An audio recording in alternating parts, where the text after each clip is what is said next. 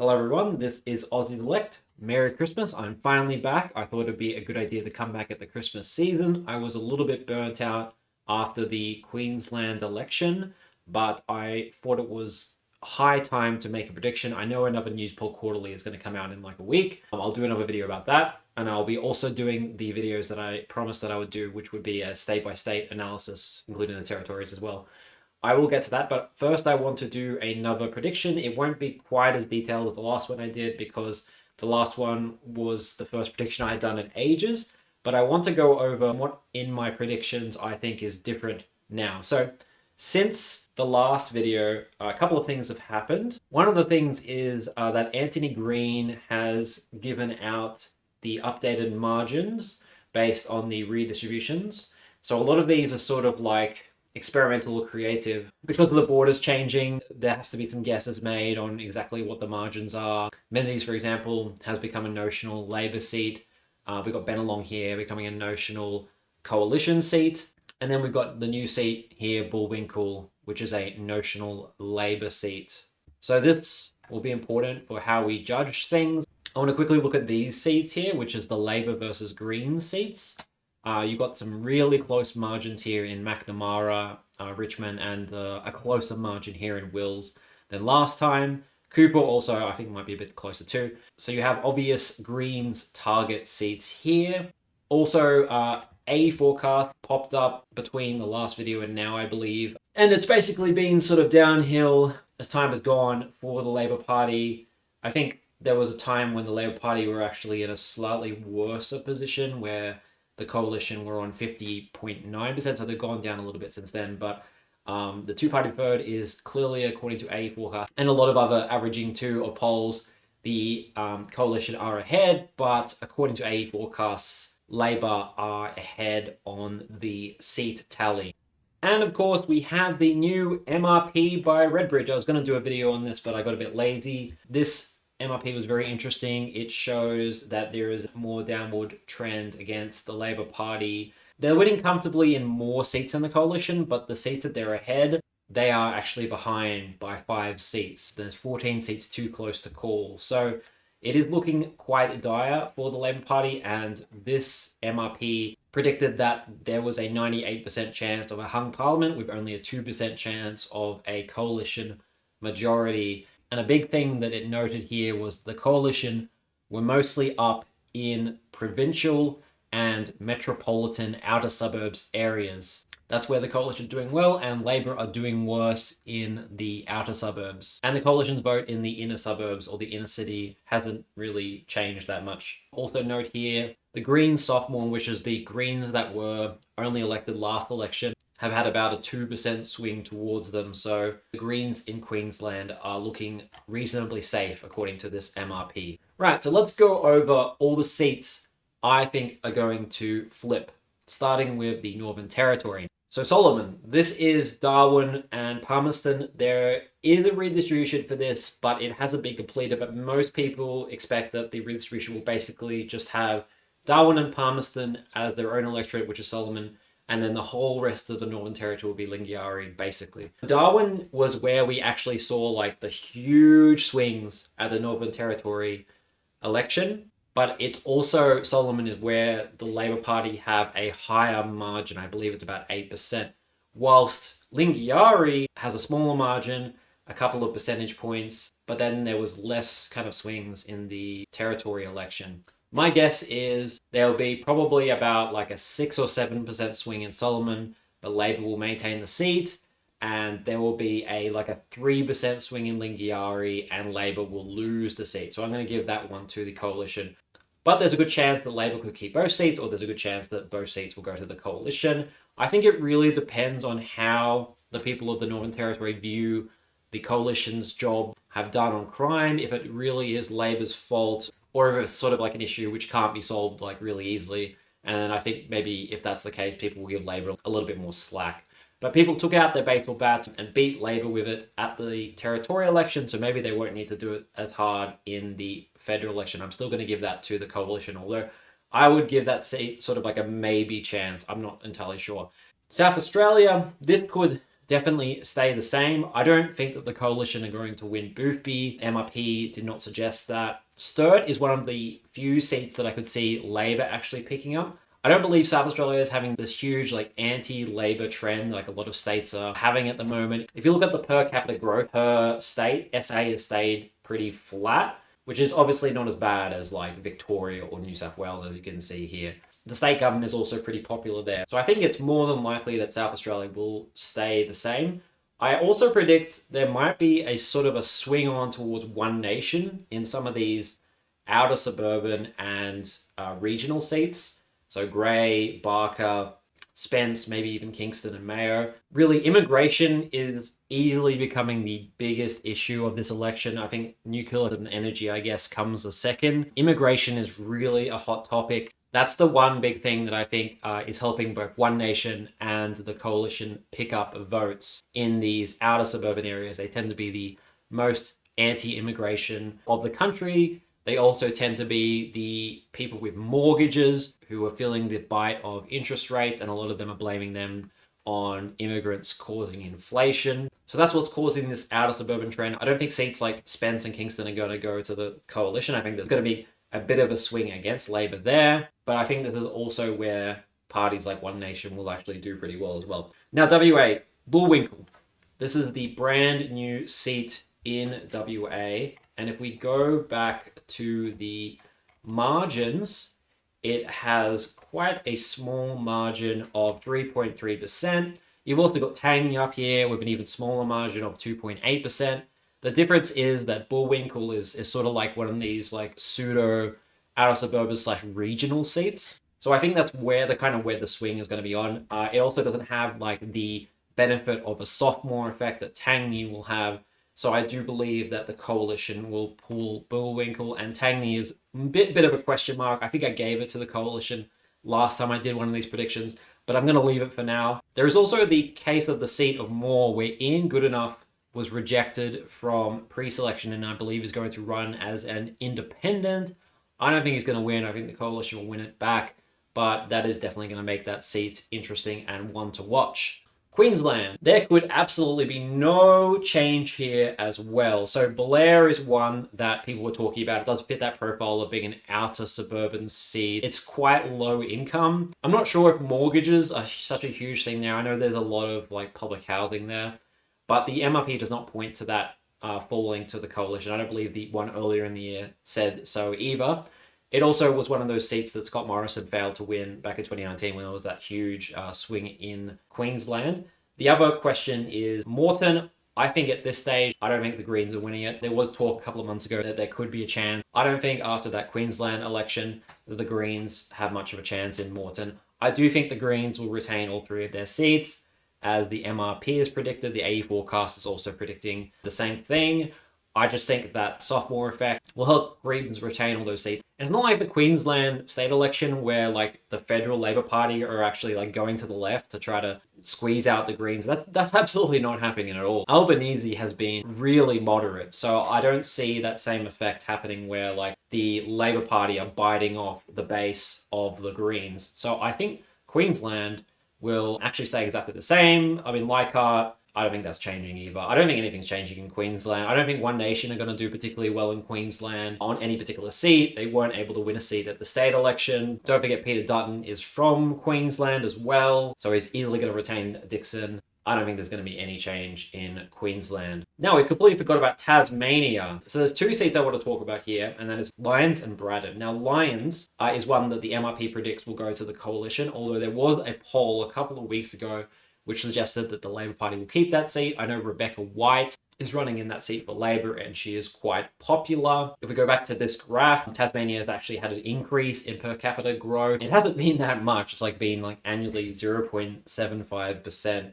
So it's not like it's like amazing or anything, but like Tasmania, I don't think is feeling the pinch of the crises that we're in as much as the other states. I'm sure it is feeling it. I know that the Liberal government there is not particularly popular, so I think that is one that the Labor Party could retain. There's also a question of Braddon. Current member is retiring, and apparently quite a popular Labor candidate is running.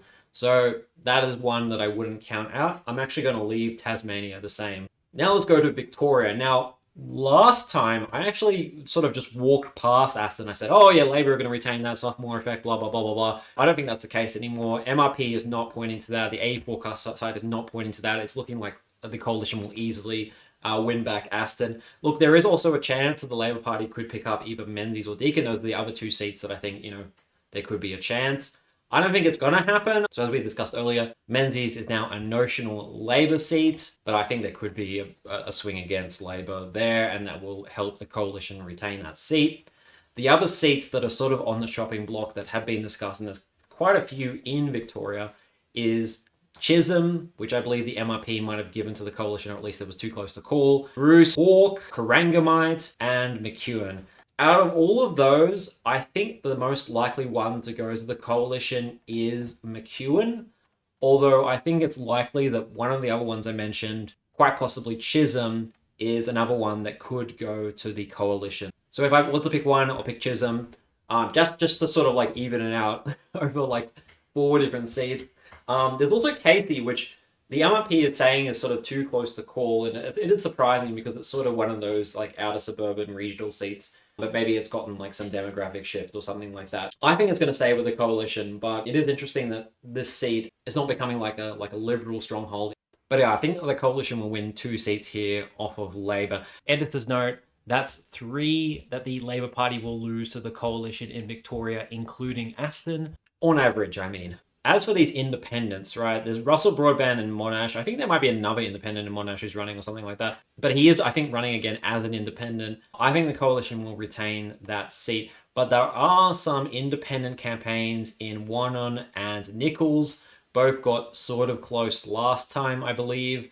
I don't believe the independents that didn't make it last time are really going to have a better chance this time. Last election, there was a very anti-liberal or national sort of focus. They'd been in government for 9 years. I don't think it'll be easier this time for these independents. I think there's a chance, of course, but I don't think it's going to be easier. However, the ones that did win last time, Monique Ryan and Zoe Daniel, contrary to the MRP pointing to perhaps them losing, 1 or 2 of them losing their seat, I think that they'll both retain independent. Now, as for these Green seats here, could be won by the Greens. I'm going to say one of these seats has a good chance of being won by the Greens. Aeforecast points to McNamara. That's the one with the lower margin. It's got a lot of renters.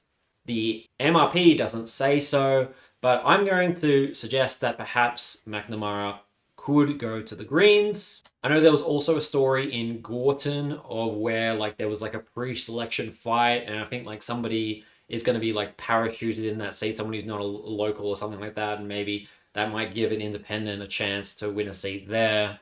Yeah, Dunkley. So Labor were able to like maintain that in a by-election when, Labor weren't polling particularly well. It was only like a 2 or 3% swing. Look, I don't think Labor are going to lose Dunkley, but I think, yeah, on average in Victoria, Labor are probably going to lose 2 seats. Again, that's 3 including Aston that Labor will lose, 4 including McNamara. And I don't see an independent picking up something else, but independents are like notoriously hard to predict in the first place. So I just want to quickly talk about Groom. On the MRP, there was like some independent polling pretty well. I don't think it's going to happen. The coalition aren't on the nose to the point that they were last election. So that actually gets us to the discussion of Clare. I've heard that Andrew G isn't that popular. I haven't really seen polling, but I think maybe Nuclear might actually be somewhat popular in Clare.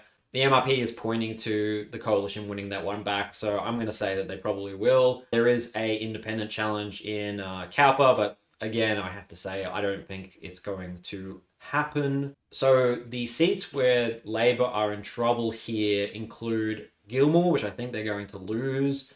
Macquarie, too close to call. Hunter, I believe, is also too close to call. Patterson, which I think Labor Party are going to lose.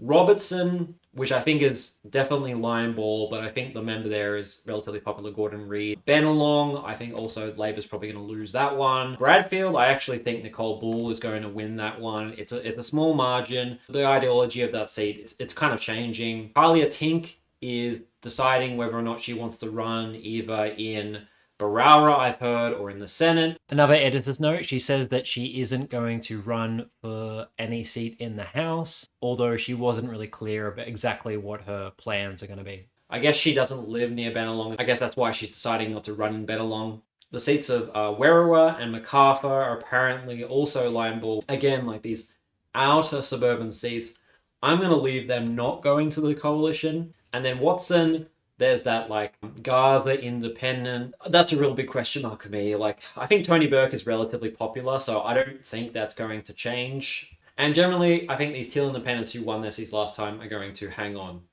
There's a smaller margin in Hume, apparently. I don't think Angus Taylor is going anywhere, though. I think Shortland was another one that was sort of on the edge or something, or Dobell or something. But I think there's a chance that Labor could lose one more seat in New South Wales.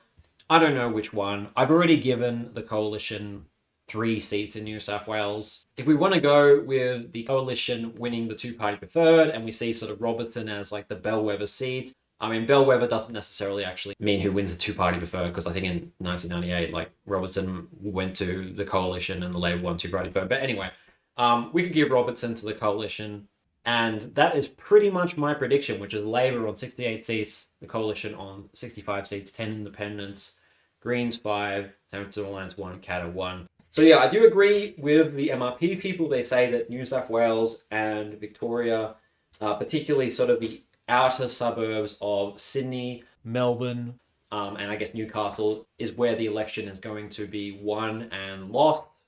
I think mortgages are a huge issue, and the idea that immigration is causing everybody's problems is what is really resonating with voters. They blame it for high rents. They blame it for inflation. They say that the RBA had to raise interest rates because there was too many immigrants and coming in and raising all the prices of everything. And then obviously like the housing crisis is all caused by immigration. The nuclear thing, I don't think it's going to help the coalition. I feel like they had to come up with something. I don't think they pitched it particularly well. I don't think they pitched it particularly awfully either. I just think it's going to ultimately be a detriment to them, the whole nuclear thing, especially in well-educated places, which is where these like teal seats are. Again, you know, these teal seats voted for the Voice. I don't see a reason why they would be backing the coalition now, especially with this nuclear thing. So yeah, my prediction is definitely a minority government.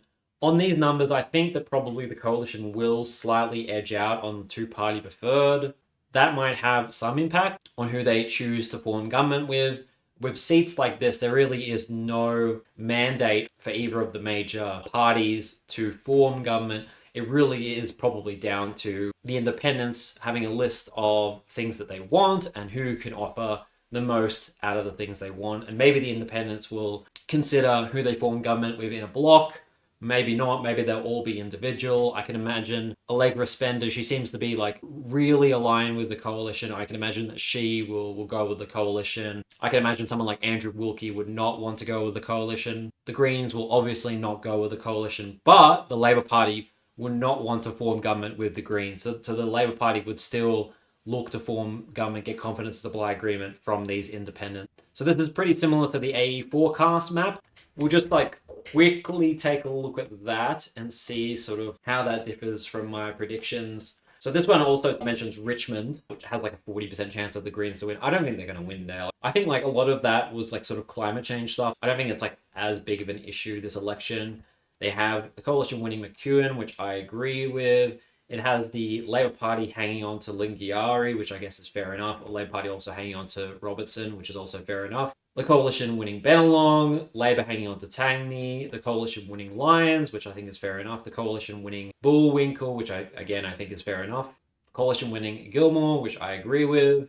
If we go back up to McNamara, it has the Greens with a slight edge of the majority percent chance to win in McNamara. And if we go all the way down to here, we have the coalition winning Aston, which is not something that I, for some reason, predicted last time that I did one of these prediction videos. I think what this and the MRPs have in common is that they both average with like the Labor Party winning slightly more seats, but it has like the coalition with the ability to win a lot more seats. The coalition just have like a lot more breathing room than the Labour Party do. There's a lot of seats where the coalition are in like real striking distance of like taking a Labour Party seat by just a little bit. So that's maybe why the coalition are doing slightly better, this guy's algorithm, than what they're doing in my predictions. I just want to talk about the date of the next federal election. My guess is it's going to be on April 12th. That's because the Labour Party won't have to go to a budget. I think they actually will want to go back to Parliament to do a couple of things. I might make another video about that to discuss that. And I think it also means that they have two chances of an interest rate cut,